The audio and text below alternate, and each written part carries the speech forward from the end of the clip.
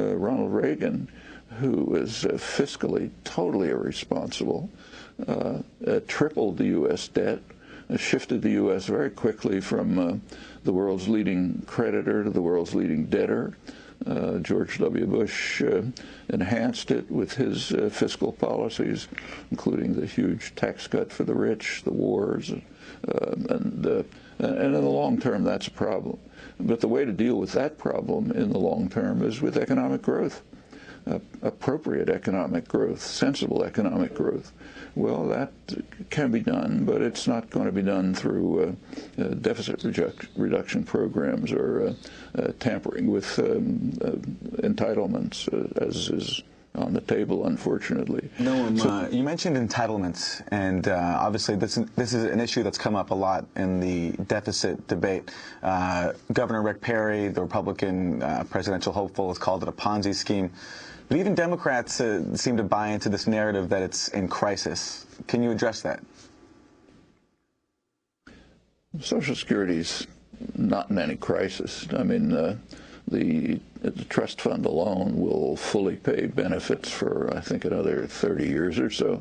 And after that, taxes will give almost the same benefits. To worry about a possible a problem 30 years from now, which can incidentally be fixed with a little bit of tampering here and there, as was done in 1983.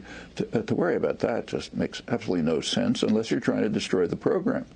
It's a very successful program. A large number of people rely on it. It doesn't pay munificently, but it at least keeps people alive, not just retired people, people with disabilities and others.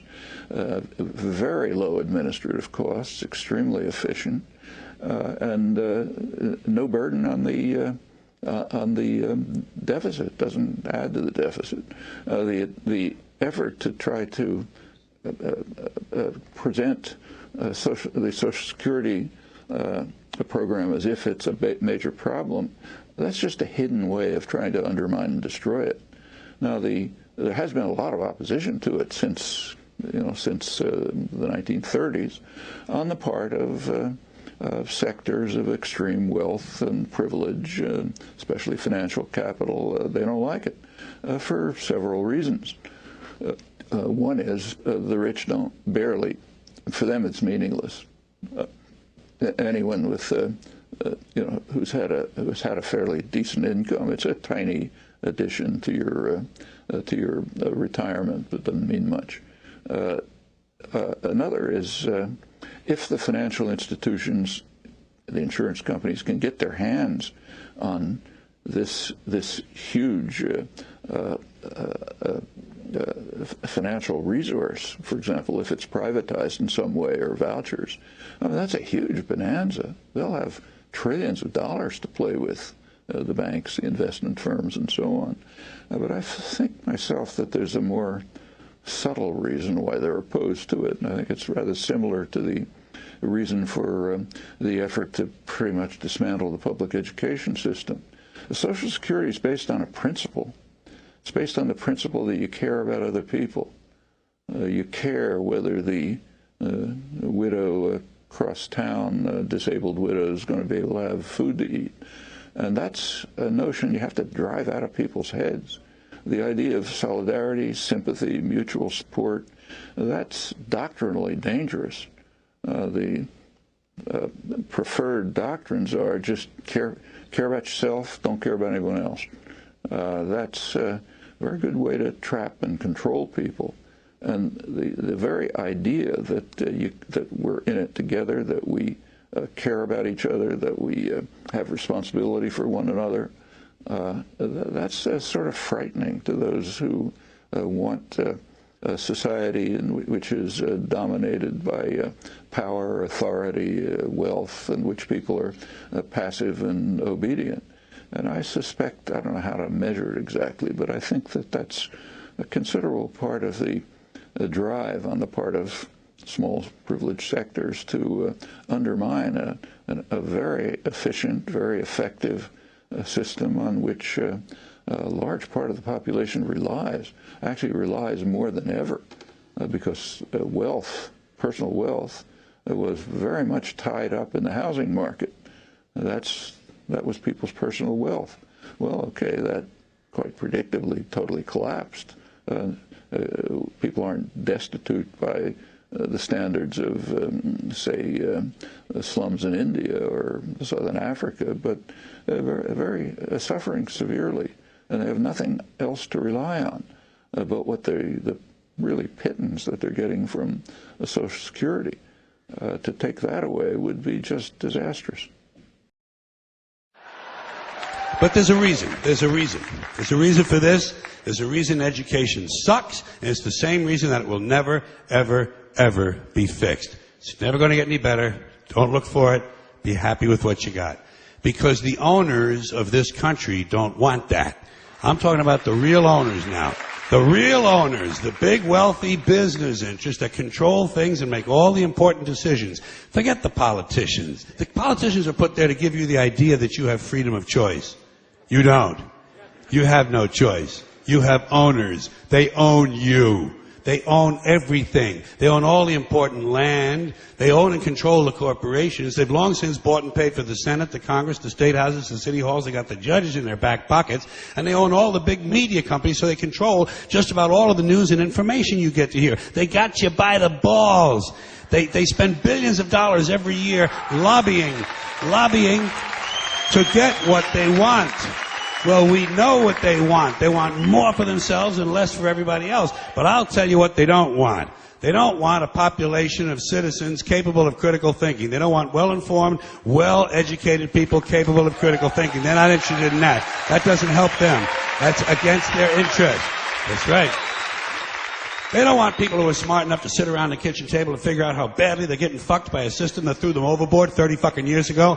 They don't want that. You know what they want? They want obedient workers. Obedient workers. People who are just smart enough to run the machines and do the paperwork, and just dumb enough to passively accept all these increasingly shittier jobs with the lower pay, the longer hours, the reduced benefits, the end of overtime, and the vanishing pension that disappears the minute you go to collect it. And now they're coming for your Social Security money. They want your fucking retirement money. They want it back, so they can give it to their criminal friends on Wall Street. And you know something? They'll get it. They'll get it all from you sooner or later, because they own this fucking place. It's a big club, and you ain't in it. You and I are not in the big club. And by the way, it's the same big club they use to beat you over the head with all day long when they tell you what to believe. All day long, beating you over the head in their media, telling you what to believe, what to think, and what to buy. The table is tilted, folks. The game is rigged. And nobody seems to notice. Nobody seems to care. Good, honest, hard-working people, white collar, blue collar, doesn't matter what color shirt you have on.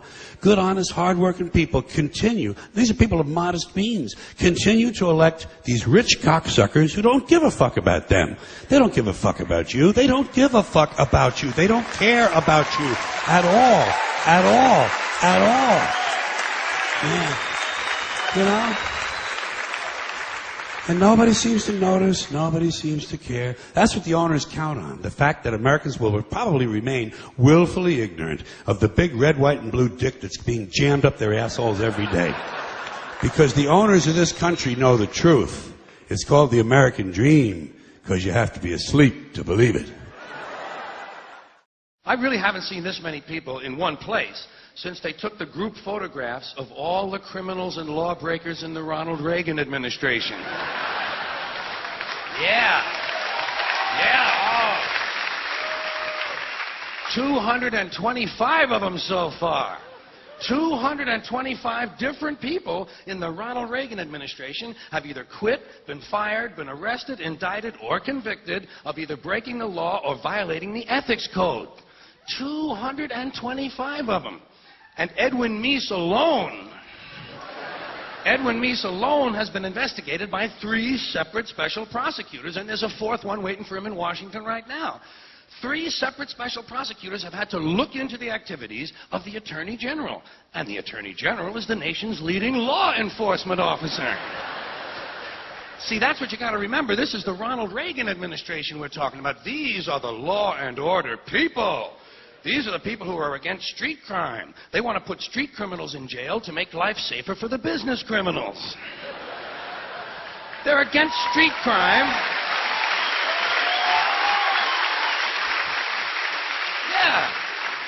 Yeah, they're against street crime, providing that street isn't Wall Street.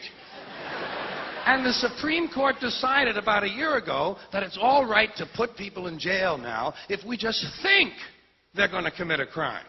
It's called preventive detention. All you've got to do now is just think they're going to commit a crime. Well, if we'd have known this shit 7 or 8 years ago, we could have put a bunch of these Republican motherfuckers directly into prison. Yeah. Put them in the joint where they belong, and we could have saved the money of putting these country club pin-headed assholes on trial. Another thing you got to remember, this is the group of people who were elected with the help of the moral majority. Elected with the help of the moral majority and the Teamsters Union.